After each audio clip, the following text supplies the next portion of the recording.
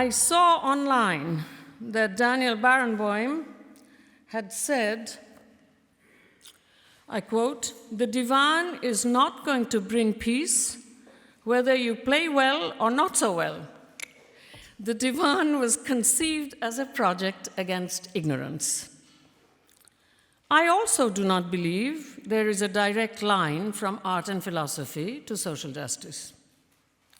Barenboim's words, I quote him again, "It is absolutely essential for people to get to know the other, to understand what the other thinks and feels, so that the two sides can disagree and not resort to knives," end of quote, describe the most practical form of social justice, echoing Dr. King's statement in Beyond Vietnam in 1967, and I quote Martin Luther King Jr. "It helps us to see the enemy's point of view, to hear his questions." Of course, it's always he, but I suppose it's good to have the enemy as only he. It helps us to see the enemy's point of view, to hear his questions, to know his assessment of ourselves, for from his view, we may indeed see, he continues, the basic weaknesses of our own condition. And if we are mature, we may learn and grow. It's a very American statement, but that's fine. I mean, I'm not exactly there, but this is a noble sentiment. We may learn and grow and profit from the wisdom of the brothers who are called the opposition, end of quote. When artists and philosophers, this is me now, call for social justice, they are acting as responsible citizens of the world, themselves perhaps changed by practicing art and philosophy, sometimes not. I mean, I started teaching at the University of Iowa, which is the world's oldest, largest writers' workshop and so on, and the credulous vanity of artists and philosophers is sometimes like nerve-wracking. But when artists and philosophers call for social justice, they are acting as responsible citizens of the world, themselves perhaps changed by practicing art and philosophy, sometimes using the weight of their prestige as celebrated artists and philosophers in order to make an appeal. The real contribution of artists and philosophers is that they can be made to change minds.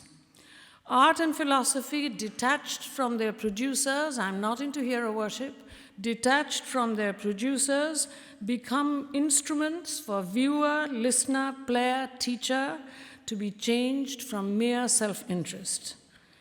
That word teacher, last on the list, as Sandra said, and thank you for, I'm not a good teacher, alas, but on the other hand, I am a teacher constantly trying to be a little better than I can be. I'm too passionate,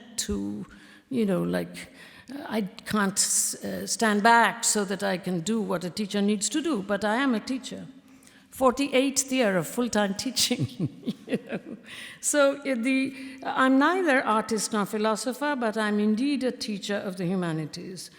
It is our task always to work for the future. The stream of art, within which is included literature and music, today the filmic and the hypertextual, must flow forever. The practice of philosophizing must be passed on from generation to generation so that the mind is prepared to use the technological setting to work of science for the betterment of the world. It's a very boringly liberal statement, but, love me, love me, love me, I'm a liberal. The theme, that's Phil Oakes, by the way. I'm going to talk about Phil Oakes in a moment. The theme of this particular day, I was told, is beyond postcolonialism. It's changed a bit, but that's what you told me. Beyond postcolonialism. Beyond Vietnam, beyond postcolonialism. I take the beyond gesture to mean that rather than take each case as an example of itself, a group of artists, intellectuals, and activists might try to think by listening to each other how, for the philosophers of the future, the specific example can enter a broader general sense. I admire such efforts, but like Barenboim in his own context, I do not have real-world confidence in the attendant claims. We must declare the claims in the declarative. We must declare the claims in the mode of to come. As Phil Oakes, the Texas boy who killed himself, I had good fortune to be present when he said what I'm going to quote. Phil Oakes, the Texas boy who killed himself, using the phrase futuristic in the place of the more sexy to come, declared, also in 1967, I declare the war is over. You have to make those declarations. The war was not over. So Edward Said remarked in 1978 when accused of partiality toward Palestinians by Donald Davey, and I quote, I will be the first, again, I was present, I will be the first critic of the state of Palestine once it is established. Death has obliged us to place that declaration in the future anterior. Edward W. Said will have been the first critic of the state of Palestine. The time is not there yet when people will be able to disagree democratically. Israel is described times without number as the only democracy in the Middle East, although it plays the retaliation game energetically. Democracy is now equated with an operating civil structure, the functioning of a hierarchized bureaucracy, and, quote, clean, unquote, elections. Unrelenting state violence on the model of revenge and retaliation now coexist with so-called democracies as they have with absolutist states. Revenge is indeed a kind of wild justice that proves that no retribution is just to the outlines of the tribute. It has nothing, absolutely nothing, however, to do with the vision of social justice, which builds itself on its own indefinite continuation. It nests in all children's, and therefore all people's, capacity to use the right to intellectual and imaginative labor, not just in ease and speed of learning. I should tell you that this is a lesson that I have learned from 30 years of teaching people who do not share a single text from any single tradition of the world, and with whom, on the other hand, one can have a conversation if one knows how to learn, to see how cognitive damage that has been perpetrated millennially. Remember, colonialism, just day before yesterday. I'm talking about my own kind, bringing up a whole class of people millennially to manual labor, to obey, and destroying the ability to use the right to intellectual and imaginative labor, and that's where social justice is lodged. As I was speaking to such a group on the 11th in the morning, and of course they don't speak English, we were talking for about 2 hours, and then I said, I'm going to try to say what I have learned from you folks at a very big gathering, and I said, I'm going to say the sentence to you in English. They don't understand English. I did not translate. But the day will come, because I also try to teach them how to love English. So this is a very complicated thing. I can't ad-lib, but it's a complicated thing. Anyway, so it nests vision of social justice in all children's and therefore all people's capacity to use the right to intellectual and imaginative labor, not just in ease and speed of learning. Accountable efforts at social justice are no more and no less than the way in which we can access justice as such, if there is such a thing. Paul de Man introduced me to Edward Said in 1974. Over the years, I developed two kinds of public connection with Edward Said. as a political ally to raise public awareness. I didn't do much. I mean, he was himself a powerhouse. And as a teacher sharing students. I was not his student and not significantly his junior. He had started teaching in 1963, I in 1965. My relationship with him was somewhat divided on the grounds of the status of humanism. He always listened. I told him again and again, he reminded me of my male cousins. Make of that what you will. He always listened carefully when I interrogated his position, and I speak in that spirit today. There is no greater compliment that one intellectual can pay to another. There was no guarantee that I could convince him, but I'm not as great an intellectual as he, but I'm the real thing, as was he. You know, I'm not good or bad. I can't say whether I'm good or bad, but this is a very different bag of beans. This is why hero worship is difficult. He always listened carefully when I interrogated his position, and I speak in that spirit today. There was no guarantee that I could convince him, but I always tried as hard as I could. The rest of my talk will be given to two streams. One, public awareness with reference to postcolonialism, and two, teachers and students with reference to treaties. I will make a somewhat unrelated concluding gesture. The brutalities of settler colonialism are writ large in Israel's policy toward Palestine. As such, it is out of joint with the postcolonial, which began generally because territorial colonialism was an inconvenience in the middle of the last century. Indeed, it may be said that the global part of World War II, which started to move toward the end of territorial colonialism, in its European formation, began a project of settler colonialism in the name of Israel. The parallel with the project shared by many, as you know, I'm working on Du Bois, and I'm reading his unbelievable Black Reconstruction, maybe for the 12th time, 1935. The parallel with the project shared by many, including Abraham Lincoln, of deporting all the emancipated blacks to an African location after the US Civil War is unmistakable. The depredations of colonialism are shamelessly public. We are grateful to risk-taking investigative journalism for activating this already existing public aspect, less public under contemporary legal structures, of course. It is also true that some effect on policy can be expected if the obvious and typical cruelties of colonial modernity are made clear. The sustained experience of what is called postcolonialism, however, teaches us to ask, who creates public awareness? Why? For what public?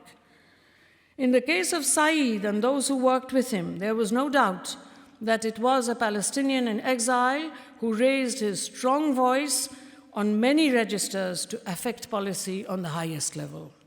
Like Socrates, he was a gadfly. We will not consider him typical. We will frame his intervention in its own context and move on to generalizations. I have for long held that, apart from gendering, the most international post-colonial movement was 20th century Pan-Africanism. And I learned something from Amir yesterday, his own archival research, that the Fedayeen were actually connected to the Bandung effort in 1955, but as you know, Bandung died rather quickly on the altar of nationalism, although the phrase Third World survived. Asked to speak on postcolonialism in France, I therefore wrote an essay on Patrice Lumumba as part of that earlier movement, the 1959 declarations. One tall, one shorter young men called Lumumba and Fanon were at that meeting. I mean, you know, I was talking to Kofi Aunar, and I couldn't believe that these two guys were just there, and you know that they made declarations, right? So I wrote on Lumumba.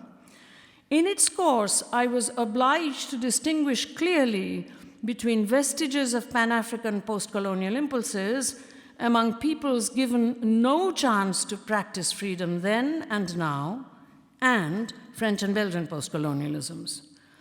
The case of Palestine is not analogous, of course, but asked to go beyond the postcolonial, it is such distinctions that we must foster if we want to locate and consider the subject, the capital I of social, or we, of social justice, rather than insurgency alone. For if the declaration, I declare the war is over, if the declaration of the achieved state is in the future anterior, the post-colonial is either not yet or no longer. This works in two ways.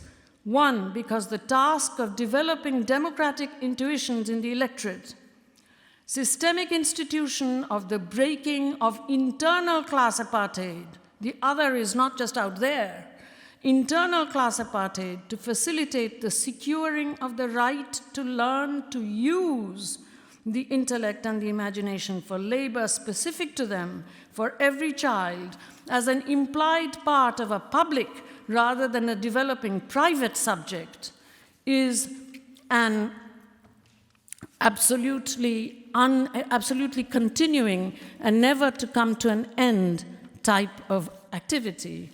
Now, I lost page 3, but there we are. I've said it much better in writing. It's okay, don't worry about it. Indefinitely temporized task. See what I was kind of mumbling away about? It is an indefinitely temporized task. The very name of a just history, the post-colonial not yet. We must remember that this is not just an idealistic philanthropic task. It involves the abstract structures of democracy at the cusp of the public and the private, because you always want to catch at the exceptional subaltern and say, oh, look, the subaltern is speaking. But that's not the agenda. You should see how we talk in class to the guy and sometimes the girl who always answers questions. It's that kind of leadership. I'll say, netara chor. In other words, on that level, the leader is a thief. So democratic intuitions is not to foster that kind of private stuff, which is what, of course, one always wants to do, at any rate. And secondly, the no longer post-colonial relates to the fact that that entire political epistemology is tied to the simple past, colonialism as a preterite. It happened, and even if it is happening, that's what the mode is, a preterite. We are here, for you were there. This, again, is not just philosophical. Is anything? The post-colonial is predicated on polarizing the colonial and the national. Judy spoke about this. It is interested in the reversal of this opposition, of this predication, which it calls liberation, not its displacement into a revolution. National liberation is not a revolution.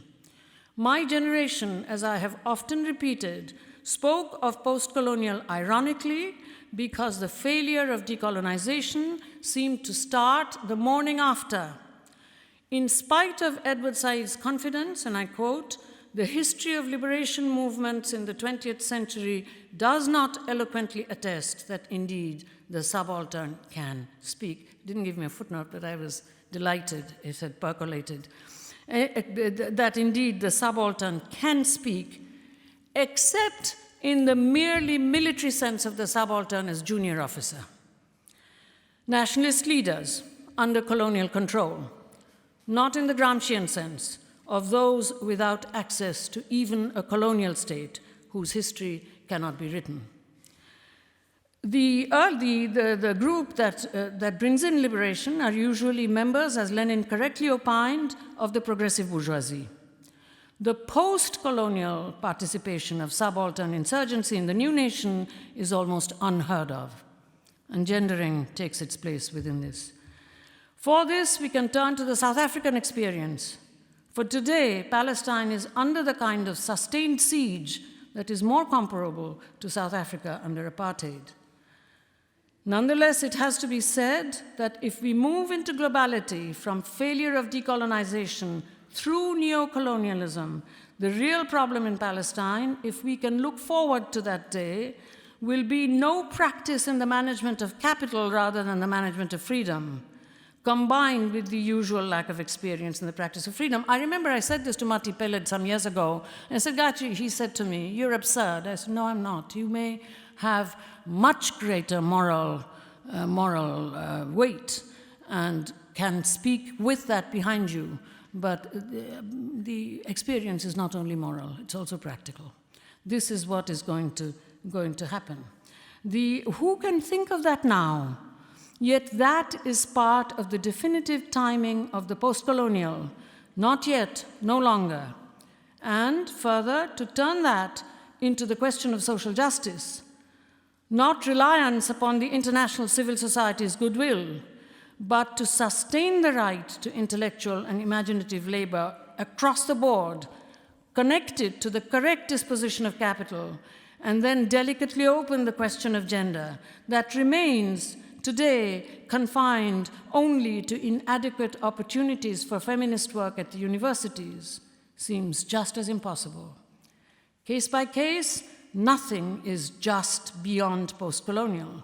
The relationship between a just fit and justice will take us too far, or perhaps not far enough. Let us say that Palestine, caught in the general impossibility, there is no contrastive possible here, general impossibility of the post-colonial as a just and practical position, just practical, is also prevented to act out the performative contradictions of post-colonialism. They're two different things. They're two structures of violence. You can't just dismiss it as, hey, there's no post-colonial anyway. Israel is not permitted to act out the performative contradictions of even what post-colonial is. It is that limited but crucial impossibility in the narrow sense, that collective preventive detention, that the forever postponed preparation for democracy, every child's right to intellectual labor, works to quell. To perform together, and Mariam gave a fantastic description of how playing within the tradition of harmony, European tradition, you can indeed teach how to lead and follow. A counterpoint, of course, is Edward's own metaphor. It is to perform together works to help in its place. Raising public awareness, the easiest form of academic activism. No, it's actually fundraising is even easier, corporate fundraising. Raising public awareness, the second easiest form of academic activism, travels in a circle unless the impossibility of post-colonialism is picked up appropriately. Otherwise, we are neither literate enough nor transnational enough to understand that the Indian Chamber of Commerce's unpublicized complaint that the government's brilliantly successful project to provide every citizen with the right at least to manual, if not intellectual imaginative labor, for at least 100 days in the year is depriving them of skilled labor. I know it because I work in the area. It's not publicized. And it connects conjuncturally to the London Times passage, apparently quoting a florist who represents the man on the street, and I quote the Times, that there are fears of the consequences of ending Chavez's social spending. If Capriles ends these programs, there'll be civil strife, says Diane Briano, a florist. Lack of skilled labor, threat of civil war, ways of keeping at bay a socialism understood materially as access to manual labor for the worker and or state-supported welfare. How, beyond the post-colonial, will Palestine fare in this scene? Only the preparation for the use of the right to intellectual labor for all makes it slip across other borders in globality. I turn now to the second stream, teachers and students with reference to treaties. Part of the point has already been made. Treaties are made between heads of state. The piece, Rosie was reminding me that in this room is also the beginning of Dutch colonialism, the Dutch East India Company. But mind you, colonialism is a violating, enabling violation. It's we are children of rape, but on the other hand, it's bad faith to say them and us. The treaties are made between heads of state. The peace they announce can only be sustained if their inhabitants are trained in the practice of peace, whose instrument is training in the right to use intellectual labor. I repeat what I quoted at the outset. The real contribution of artists and philosophers is that they may change minds. Art and philosophy, detached from their producers, become instruments for viewer, listener, player, teacher to be changed from mere self-interest. The word teacher is indeed the task holder who works for the future, the stream of art within which is included literature and music. Today, the filmic and the hypertextual must flow forever. The practice of philosophizing must be passed on from generation to generation so that the human mind is prepared to use the technological setting to work of science for the betterment of the world. And Akhil, I'm coming to the fact that this is the thing that you're asking us, I think very correctly, to step away from.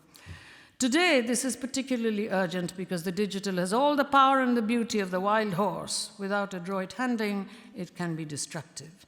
My personal memory is that Edward Said's first, I may be wrong, it's personal memory, first personal realization of the distance between the contributions of the intellectual and the making of treaties came with the Treaty of Oslo, the Oslo Accords, 1993. Again, in conversation, his irritation was that Arafat had agreed to give Palestine away to be run by committees appointed by Israel in the interest of a travesty of the Kantian project of peace through commerce, a joint Israeli-Palestinian liaison committee, a continuing committee that would decide by agreement on the modalities of admission of persons displaced from the West Bank and Gaza Strip in 1967. Sounds hollow today, doesn't it? A treaty.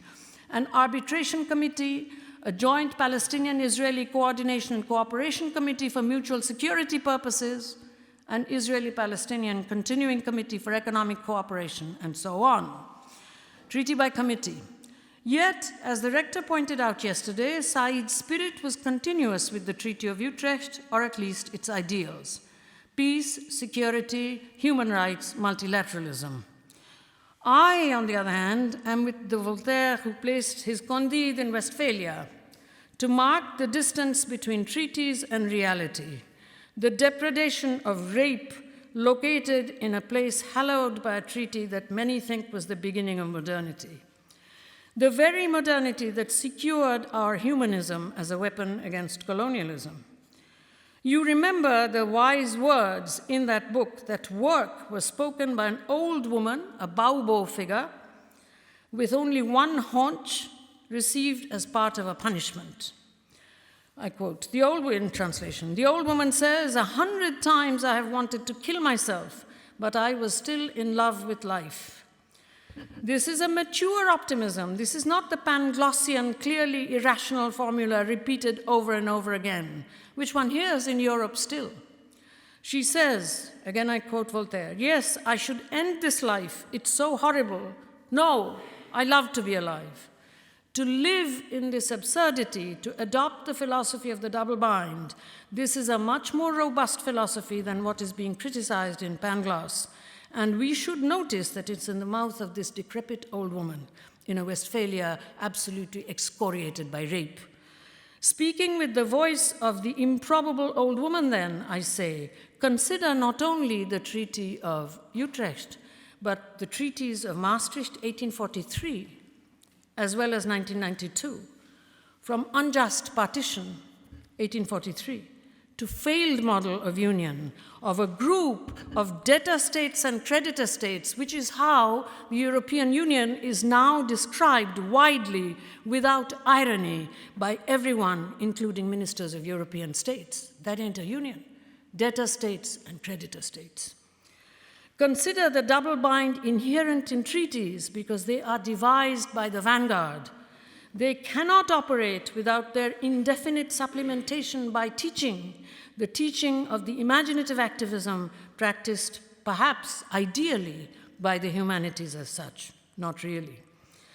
I teach in an English department. I know what I'm talking about. I entered an English department in 1957.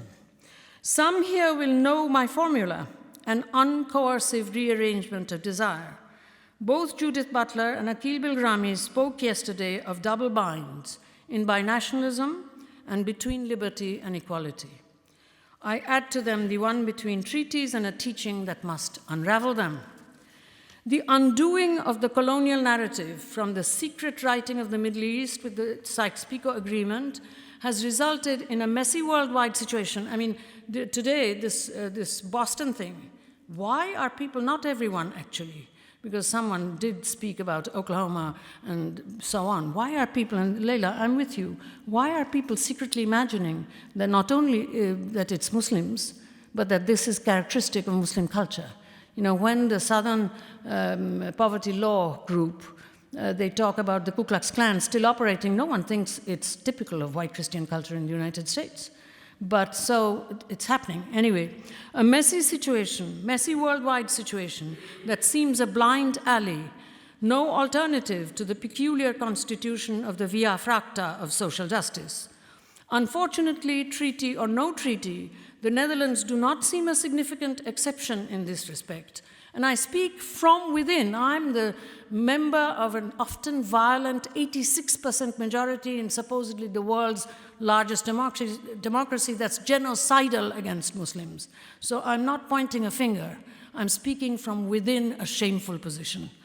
Unfortunately, treaty or no treaty, the Netherlands do not seem a significant exception in this respect.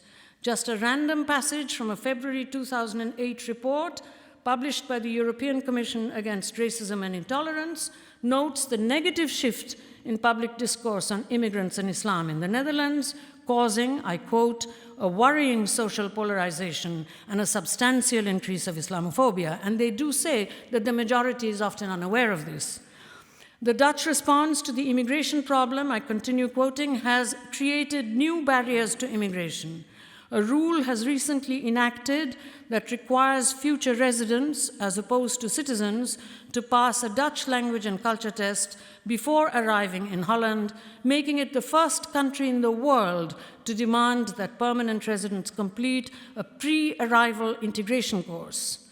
A local council oversees and tracks the individual. We all know about stop and search.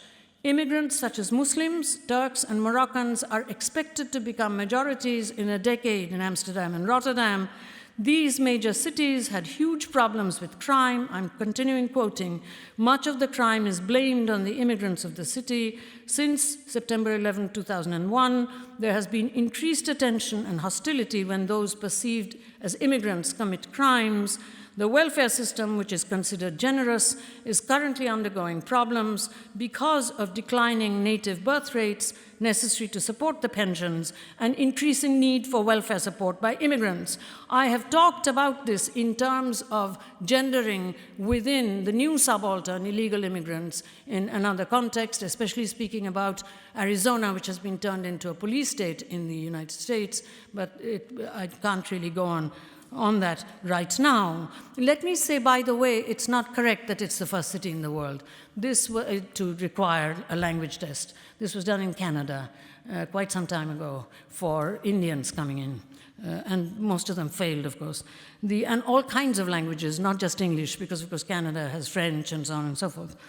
As Julie Roberts reports in her letter from Brussels, in a recent issue of Frontier, the situation in neighboring Belgium has exacerbated tremendously. In this crumbling of Europe's self-representation as the custodian of peace, security, human rights, and multilateralism, by the way, the double bind between peace and security is pretty significant as well. Peace, security, human rights, and multilateralism, we must train our own imagination and the imagination of our colleagues and students and global compatriots, small group by small group, for it to be able to undertake the counterintuitive epistemological, no one wants this. This is why Matti Pellet spoke to me in this way. It's counterintuitive. The counterintuitive epistemological performance of a complicity that seems unequal or incoherent to a history understood as a linear narrative, political or religious. Culture today is a buzzword. Culture alive is always on the run. As I have said elsewhere and explained what I mean, it is its own irreducible counterexample. Active culture is mistaken for human nature. Culture is a buzzword. Knowing the discontinuous other is easier said than done. How about the non-Abrahamic? How about non-harmonic musical traditions? The questions crowd the landscape. I go back to Barenboim's words, that we can exist together. What is implicit here is a much broader, indeed global model of simultaneity. We do exist together. How? Of course, the situation in Palestine is explained in terms that are obviously true to the case, but that invitation to beyond, that is, as I said before, it is for the sake of the future to take it beyond a specific case into a greater possibility of generalization. If I can analogize from W.E.B. Du Bois's analysis of the failure of Black Reconstruction after the US Civil War here, I would say that the way to understand what is happening is in terms of the global simultaneity, the simultaneity of global capital that manages the world. The failed model of the European Union makes visible the successful model of uneven and violent global simultaneity. I hope, Anki, you're going to talk about this performative contradiction of borders, borderlessness with borders. The failed model of the European Union makes visible the successful model of uneven and violent global simultaneity. How does the teacher respond to this? History, understood as the linear narrative of race, has sometimes diagnosed, and I quote Du Bois's wonderful biographer who completely misunderstood Du Bois in this respect. History, understood as the linear narrative of race, has sometimes diagnosed the Du Bois of Black Reconstruction as a race traitor. I quote his words, unpublished conversation. Du Bois wrote to train the imagination to be able to undertake an ungraspable, counterintuitive epistemological performance. Describing the question of giving voting rights to the emancipated Negro in the middle of the 19th century, he shows how abolition democracy was obliged to ally itself with the self-determination of northern capital in the United States in order to emerge as what is still called democracy. I quote one of many passages from Du Bois. In all this reported opposition to Negro suffrage, he writes, 1935, the grounds given were racial and social animosity, and never the determination of land and capital to restrict the political power of labor. Yet this last reason was the fundamental one. While the South was in suspense and abolition democracy was slowly debating and crystallizing opinion, industry in the North was forging forward with furious intensity, and this movement was foreshadowed and predominant in the mind and vision of living persons in that day. The capital complicity of the global is a lesson in simultaneity. What institutions of tertiary education in varieties of the metropole, adding to the elementary education I was talking about, now have to think about is that globalization has introduced a kind of accessible contemporaneity to us and placed us within it, which has not taken away, but rendered obsolete the established ways of knowing the historical. Modernity tradition methodologies, colonial, postcolonial methodologies remain appropriate in their own place, but are no longer useful to understand this new situation, which seems to lend itself more easily to a quantified, statisticalized, and, in a less rigorous way, simply arithmeticalized approach. Democracy computed as supervised, as I said before, supervised safe elections, epistemic claims without reality checks, going hand in hand with a collection of global curiosities as evidence. Let us rather ask ourselves how we must change in response to this challenge to knowing, not how we can add more information and money to the spectacular alternative streams at the edges of disciplines. How can the mainstream of disciplines be rearranged so that we and our students learn to think differently rather than separate rigorous history and method from the glamour of easy globality and interdisciplinarity more easily claimed than achieved? Secondary and tertiary education supplemented through supplementing the primary. Such challenges have come in history from time to time, and intellectual historians, as well as students of the history of consciousness, have told us afterward how these changes happened. To that extent, we too must give ourselves over to what we call the future anterior, with which I began, what will have happened in spite of our best efforts. But at universities, we must also make these efforts, once again, to change ourselves rather than simply to acquire more seemingly substantive knowledge of the other. Aki Mukherjee tells me that she will discuss some of my general thoughts on a borderless world. In the context of the archaeology of heteronormativity, I will close with a general word on gender. This is the unconnected conclusion that I was talking about. Gender is always unconnected because it's in another place. Remember, you said the wrong crowd. I heard you. I will close with a general word on gender, the tacit globalizer, before we could think a globe. In the simplest possible sense, the female body is seen as permeable. It is seen as permeable in perhaps the most basic gesture of violence. It seems to me that to respect the border of the seemingly permeable female body, which seems to be in the benign service of humanity itself, to understand that one must attend to this border, respect it, no borderlessness here, no worshipping of mothers. In terms of such a respect for the bordered body, the short-term work is law, implementing. The long-term work is the work of a borderlessness which attends to borders. That's where the model comes from. Gender is our first instrument of abstraction. This is understandable to people who have no academic education at all. To be borderless is also a pleasure for the female and the male. To be borderless, to be permeable, can be a pleasure. So it is attending to borders rather than simply respecting them that is our first gendered lesson. Even violence can be connected to desire. Here at the border of gendering, we enter the space of the incalculable. I have spoken then of the inadequacy of postcolonialism and merely raising public awareness. I have spoken of the inadequacy of mere treaties uncoupled with the teacher's interminable task.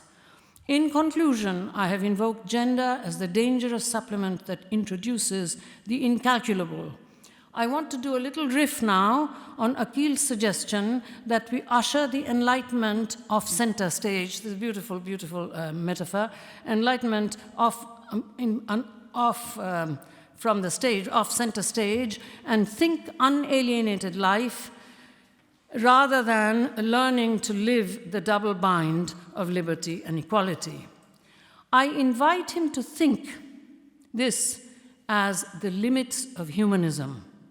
And I'll give nothing but two examples. I think it is not so easy to simply change, you see, because I am interested in, as you said, Sandra, in learning how to play, and finally the lesson of the humanities is learning how to play to lose. Deliberately to play to lose in order to be able to teach, it's the hardest thing in the world. Who's going to listen to this today? Everybody is interested in heroes and leaders. I'll just give two examples because obviously I can't develop this. Example one. Just a month ago, as we were going to the campus of Point Loma Nazarene University in San Diego, California, one of our hosts mentioned the arrival of the Spanish in the 16th century.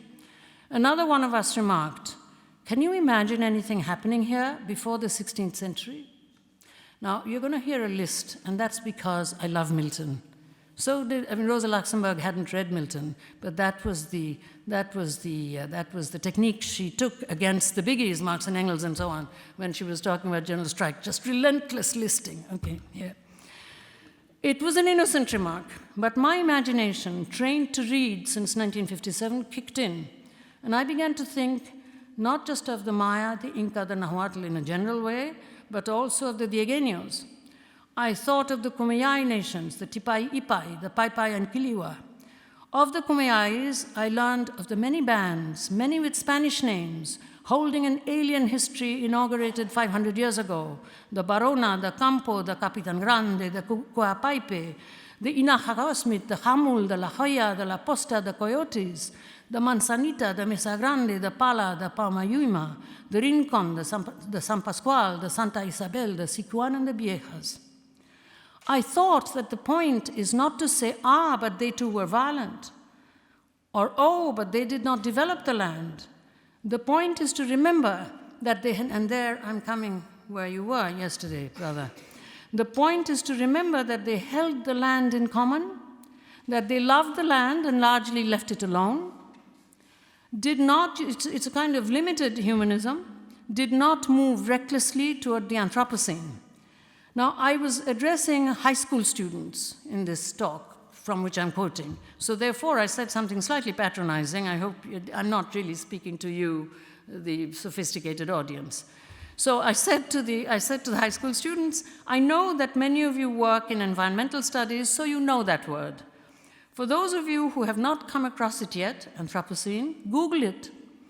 I say Google it simply to make it clear that I, of course, applaud digital resources, if only for the mind trained to follow actively, not simply to listen to advice. My title was, I never listen to advice. Not simply trained to follow, mind trained to follow actively, not simply to listen to advice, real or virtual. On Wikipedia, another digital esoteric resource, you will find, said I to the high school students, the Anthropocene is an informal geologic chronological term that serves to mark the evidence and extent of human activities that have had a significant global impact on the Earth's ecosystems. Many scientists are now using the term, and the Geological Society of America entitled its 2011 annual meeting, Archean to Anthropocene, the past is the key to the future. Now remember, this is for high school students. I'm not showing off a knowledge I do not possess. I'm just telling them how they can, in fact, even find this out. I got the info about the Diegueño Native Americans off the webpage of the University of San Diego, again, a digital resource.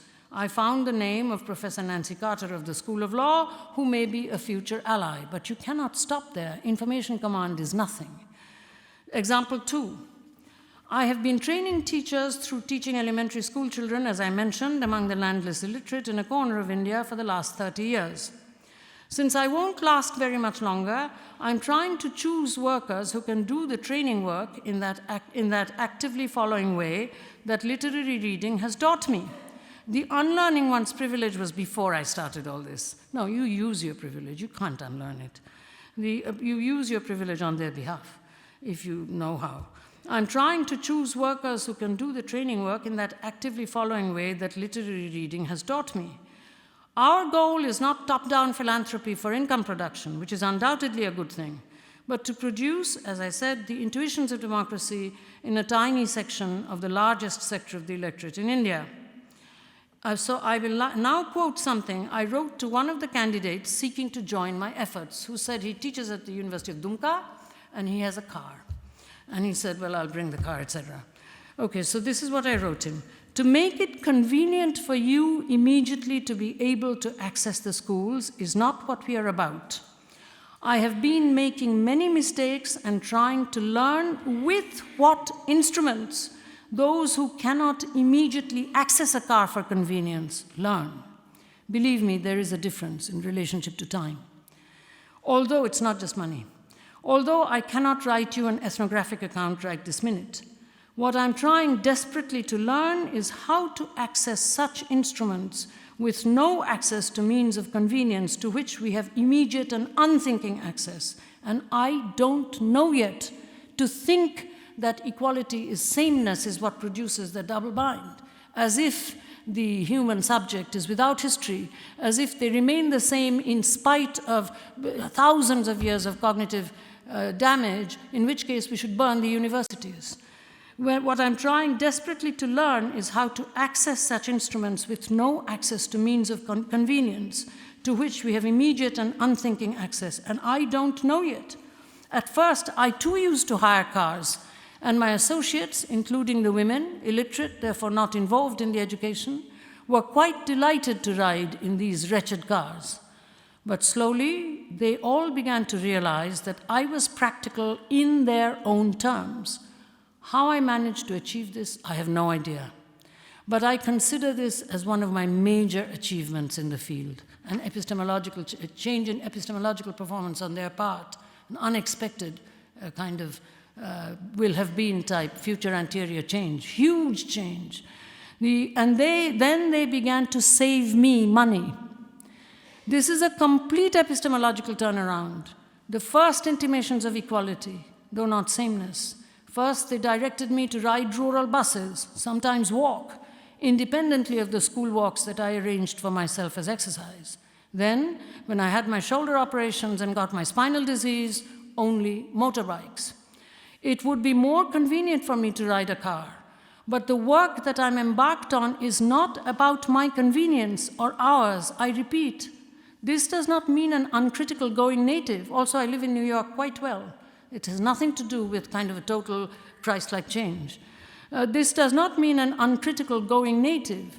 This is indeed a double bind. There are certain things without which I cannot operate: toilets, clean water, mosquito nets. I offered no explanation, but required these without trying to convert. I only teach them how to teach the national curriculum. I'm not interested in non-formal education or functional education or nonsense like that. Clean water, of course, is abundantly available through tube wells, so everyone habitually uses clean water. Slowly on their own, they are beginning to move toward toilets, and therefore over the last 2 years I have said that so-called my toilets are in fact everyone's if they're kept as clean as I keep them. So, given that you immediately came up, I wrote him, with this convenience of a car and defended it as only an expression of your admiration for me, which doesn't really make sense, my feeling is that you will go toward these kinds of solutions on your own when I'm gone. I'm not interested in transforming this undertaking into an NGO-style enterprise. The first thing to learn is how really to teach effectively in this environment, not how to access the schools conveniently. Maybe we can ourselves learn how not to want to put quite so many motor cars on the road, fight the Anthropocene. We are beginning from a better place there, as you were saying. Not that they are good people within some kind of alternative to enlightenment. Fight the Anthropocene. Given that your control of Bengali, I wrote to him, is also less good than I had thought, I have decided to let you out of this obligation, and as I mentioned, I will look forward to a long association involving your own research work. End of message. Is this kind of thing possible? I have no idea and no interest. If it doesn't work, I will dissolve the foundation. I summarized my paper now. Look below, not just away. Supplement vanguardism rather than taking yourself as example of the human. And to Leila, in loving comradeship, an addition to the excellent alternatives you proposed. I know that you know this, and in the heat of answering questions you didn't mention it, but I remind the audience, joining my voice to yours. Earn the right, because you do this, earn the right to join the local movements against those unrepresentative gender crimes. There are always movements on the ground that are not doing too well if they're not funded by the UN Women's follow the money philosophy. Earning the right to join them is a very hard task, but that is also an alternative. So this is where I end now. I look forward to the two papers by Jamila and Aki, and I thank you.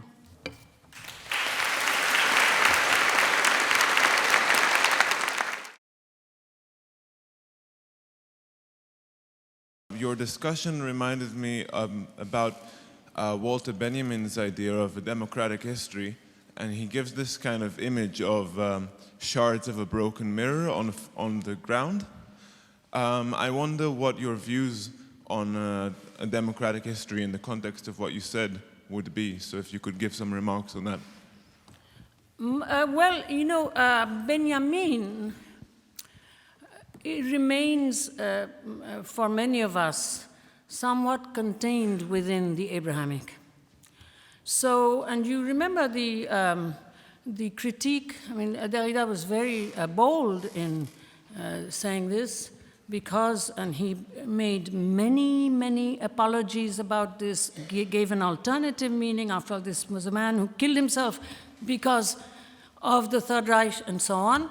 But he suggested that Benjamin's critique of violence, Gewalt is not just violence, of course, but that this, if taken to its logical conclusion, would be coherent with the final solution. This is published material. So to an extent, I think the possibility of a democratic history, when seen from within a Benjaminian outline, is a little different from the impossibility of a global historiography that we work within. We think of historiography as an effort always to be repeated rather than the possibility of a democratic history.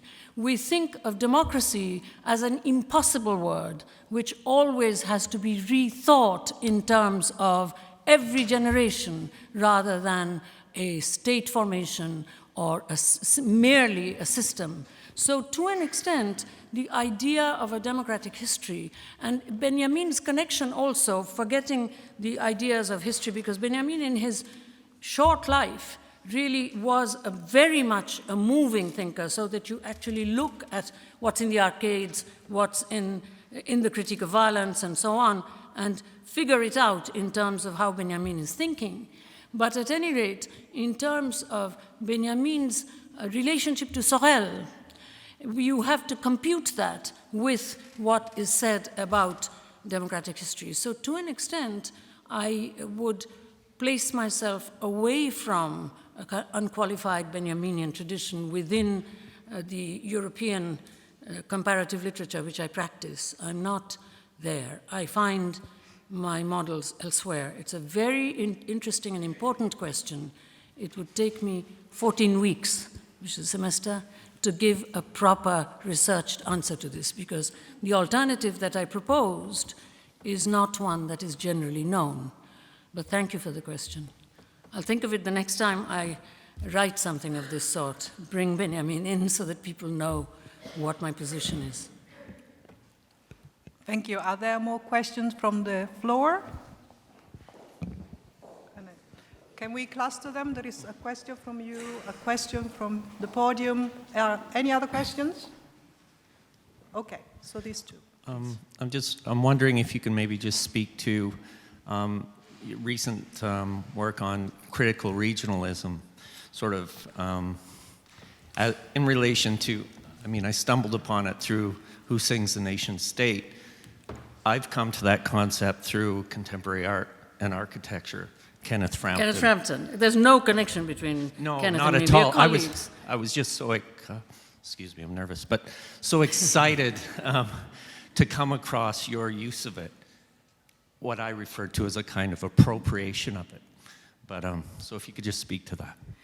Thank you. The regionalism that was in a way, and you know, the ones who really understood this very well, and indeed better than I can, were the Bulgarians, because of their relationship, on the one hand, to an Ottoman presence, and on the other hand, to a much shorter Soviet presence. It was a very, very interesting response I got from them. That's published. So that's in Nationalism and the Imagination. So my feeling about regionalism came practically, because, you know, I'm not a political theorist. As I was saying to Akhil and Carol this morning, I don't know anything. But it's, you know, I'm like the paramedics with whom I traveled in Bangladesh for a little while under Zafrullah Chowdhury's aegis. They didn't know what doctors knew. Okay, on the other hand, no one spent money on them and as they would. And so when they actually came across a disease, there were volunteer doctors who would come and train them for an evening. Even I trained them sometimes because I could read English well. And then they would go forth and do what they had to do. So my way of speaking is like this. Any political scientist can prove me wrong in a minute, but that would achieve nothing. I'm really, as I say, I'm an ignorant person. But what I was trying to think there was that the nation-state boundaries, and really my model quite often is Africa, which is never taken as a model. For example, when people were talking about languages being identified with nation states, they weren't thinking of the fact that the world's wealthiest place, which is Africa, in terms of languages, in fact does not have this characteristic. So at any rate, so I was thinking that nation-state boundaries, and this is also true, for example, in the case of southern China and India, okay, that entire place, northern Myanmar, etc., that's a different kind of region which has an existence which is not bounded by the McMahon line, right?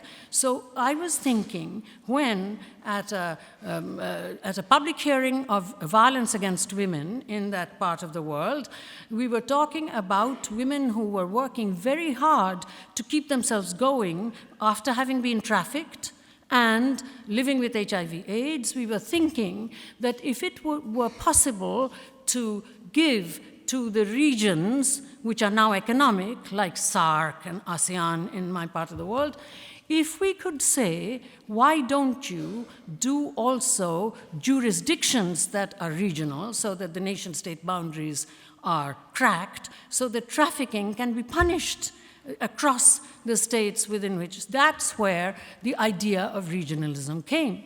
We also took our example from the fact that when the big Bretton Woods organizations began, they were competing with international socialism, right? So Harry Magdoff, etc., they were involved with the World Bank, etc.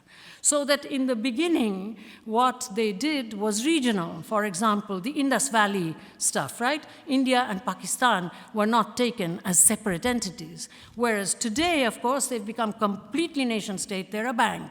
So that the whole Bangladesh thing, the flood control programs, that's a very different bag of beans. So we were suggesting regionalism as a first hesitant political step to break the hold of nation states in a world where global capital behaved in a post-national way. So that, and of course it has to be critical because it cannot become another form of identitarianism. So, and as I said, the model really was Africa, Kenya and Somalia. How are we distinguishing them? And so in this sense, and especially the unsystematized languages, which are survival languages, you can go all the way from East Africa, all the way down to the south, following the track of those languages that were not grammatized. So the model came from there. Regionalism, critical regionalism, the need to think beyond the nation state in this practical way as economic factors already were doing. So that's what it was. Thank you for your question. This is a brief answer. Thank you. One more question on the podium. Is there a mic? Thank you. Thank you for that moving, brilliant talk, as usual. Could you please say a little bit more about the extent to which the failed model of the EU legitimates other models of development that we wouldn't particularly want? It's very important for us. Could you just say a little Failed more? model of what? I think you said something about the failed model of the EU legitimates other models of development, violence. I didn't understand it very well, so if you could say a little bit more. That point about how our failures here lead to legitimate. Did I understand it correctly? No, I'm sure I said something confusing. That is you don't need to look over your notes. Just tell us about our failings. Failed model of post-colonialism, perhaps? Was that it? No, I got it. Yes, I got it. The failed model of union. Okay, because what it now is this collection of creditor states and debtor states. If you read, my sources, as I say again and again to all of you, do not mistake me for a scholar. I do not know much. I'm a mile wide and an inch thick, and I'm an example that anybody can, through doing things and admitting ignorance, anybody can present thinking in public and perhaps be helpful. But at any rate, so if you read even something like The Economist, you will see that from the other side, they're proposing a union of capitalists. I mean, I quote, in fact, I'm carrying that issue. It was so fantastic because labor is dis and unsatisfied across Europe in spite of these wonderful measures that are making the statistics rise. So to an extent, what I was trying to say was that one should be aware. Remember, I gave 2 examples that we cannot read otherwise. You know, what the Times is saying about post-Chavez Venezuela, and what the Indian Chamber of Commerce, unpublicized, I've earned the right to know this detail, is saying to stop the ILO, because that 100 days was ILO. Okay, ILO, which is considered blazingly red. So to an extent, the old thing that I said, transnational literacy, is still the thing I say. And also, Rosie, I'm not impractical. I think one must raise funds. That's not a problem. But when that becomes an end in itself, as one hears again and again, it becomes, you know, it stops because, excuse me for being incredibly idealistic here, but, you know, I'm like that and I'm growing old. You know, when supposedly the Platonic Socrates in Apology says to the city fathers, and I kind of modify in Spivak's way, he says, I'm never going to be able to write anything that, not write, but, you know, present anything that's going to please you, the social engineers. So therefore, kill me. I can only be the gadfly on the horse's ass, right? The megalohippos, which is the state. So the thing is that to an extent, when we make us, and we laugh about this, dumbing ourselves down writing grant proposal prose, but it's really an abdication of the intellectual responsibility. When we, so, you know, people praise me because, oh, she's giving money to the schools. It's got nothing to do with anything. I mean, you know, I don't have children. Most people spend a lot of money on their children. So this is nothing. It's other people's children.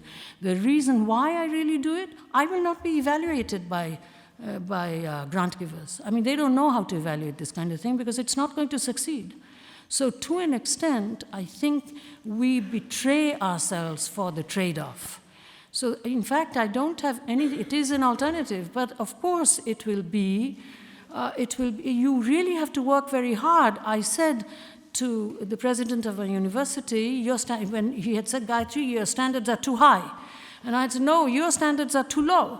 And I said to him, I know what you're saying, that you will not fund anything I do, but you will see that because I now have, not because I'm good, but because I'm real, a certain kind of reputation for integrity, I will do South-South things where nobody will give me a penny. And that's quite true. The new university in Ghana is going to establish a connection with Ubinig in Bangladesh. Not a penny was spent by any grant-giving organizations. And because it was done in this way, there will probably be, for those who come forward for this, there will probably be something real rather than something in the books. So to an extent, it's an old-fashioned thing to say, but it's the only thing that finally succeeds. You know what I mean? So that you are not needed anymore. That's what I'm saying. I'm sorry not to be able to give you a suggestion that seems practical, but this is practical. Thank you.